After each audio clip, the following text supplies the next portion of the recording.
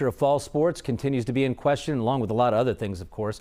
Contact sports are allowed to play games eventually, but as we discovered recently, the state health department has set the bar so high, few, if any, teams are going to be able to meet the requirements. WLWT News 5's Karen Johnson now here to explain, and Karen, kind of walk us through this whole thing. All right, the good news first, Mike. Coaches tell me there is some relief knowing that the governor or health department did not cancel contact sports when the order expired over the weekend. But the bad news, as it currently stands, in order for these teams to play games, they have rules in place that even athletic directors say are impossible to meet.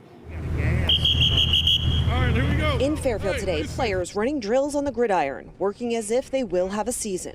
I've been playing football pretty much my whole life, and it's everything to me. You know, I don't know what I would do without football. In reality, players and coaches remain in limbo.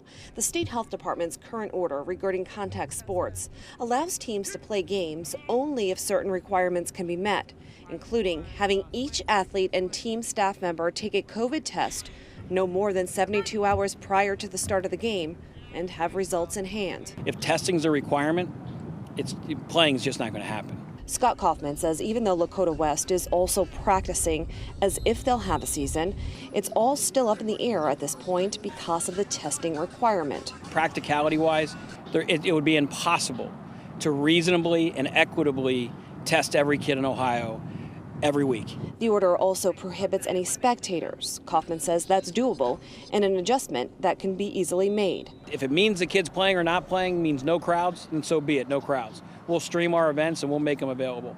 If the limit is parents only, then we'll adjust to that accordingly. Back at Fairfield, coaches are staying positive given the fact the season has yet to be canceled or suspended.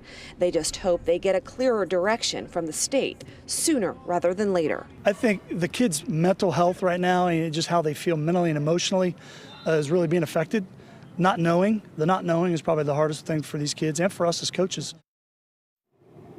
Now, the current order from the state, which was amended over the weekend, does not have an expiration date, and it clearly states if the COVID situation continues to improve, restrictions then can be lifted, but if it worsens, more restrictions could be added. Reporting live in Mason, Karen Johnson, WLWT News 5. And I think that's basically what we all expect with this. If it goes in the wrong direction, you have to do that.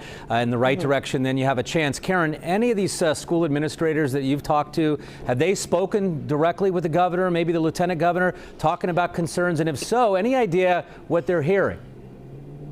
Yeah, you know, Mike, Scott Kaufman, the athletic director for Lakota West, he's also the vice president of the OHSAA board, so he has been in direct contact. And I asked him, I'm like, do you think Governor DeWine's mind is already made up and he doesn't want contact sports to move forward? But Kaufman says, no, that's not the case. He really thinks he's making the decisions based on the COVID stats. And it really is, you know, changing on a day-by-day, week-by-week basis. And also, I know that Lieutenant Governor Jon Husted, he was meeting with some of the football associations, some of those members today, and I'm hoping to find out more what happened. It was late this afternoon, so if I get any more information on that, I'll make sure to pass it along. All right, yeah, the governor working closely with the OHSAA all along. Karen Johnson.